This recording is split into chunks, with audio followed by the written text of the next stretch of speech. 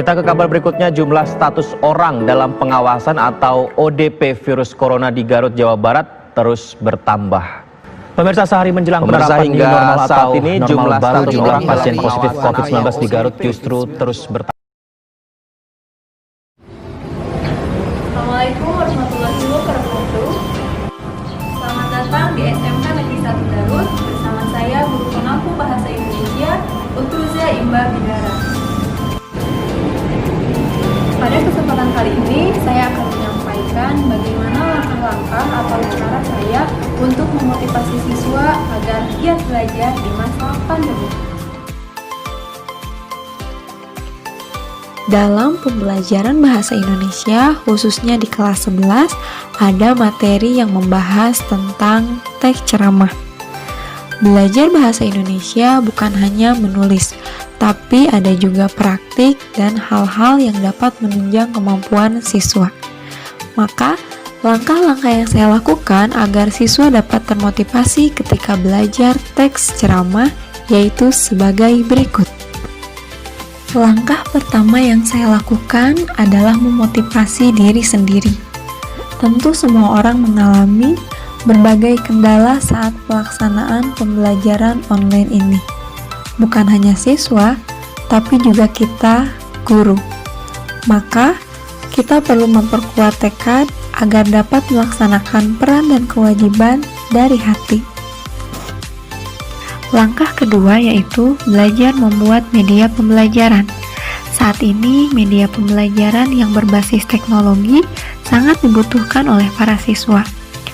Selalu di rumah saja tentu akan membuat siswa bosan.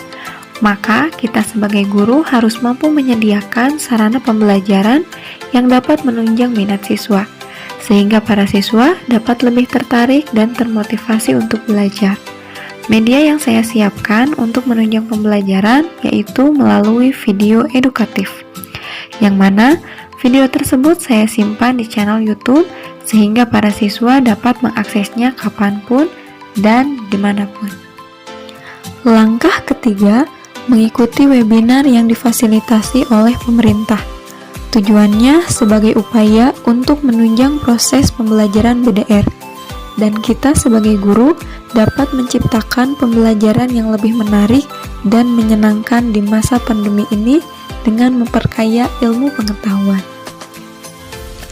Langkah keempat, memanfaatkan aplikasi-aplikasi edukasi sebagai sarana untuk memudahkan pembelajaran. Contohnya, dalam mengevaluasi kemampuan siswa mempelajari teks ceramah, kita tidak mungkin melakukan ulangan secara langsung. Maka, kita dapat melakukan ulangan dengan menggunakan aplikasi edukasi seperti Edmodo, Google Classroom, Quizizz, dan aplikasi lainnya. Hal ini dapat memudahkan siswa juga membuat ulangan menjadi lebih menyenangkan. Langkah kelima yaitu memanfaatkan media sosial sebagai sarana pengumpulan tugas.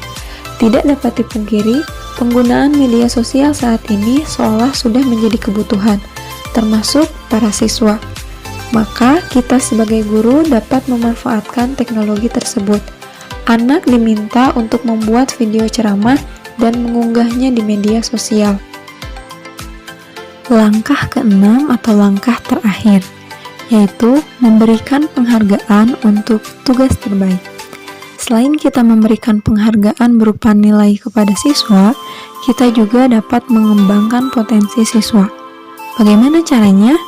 Kita bisa mencari ajang-ajang perlombaan yang sesuai dengan tugas siswa, sehingga siswa terbaik dapat kita jadikan sebagai perwakilan sekolah yang nantinya juga akan mengharumkan nama sekolah.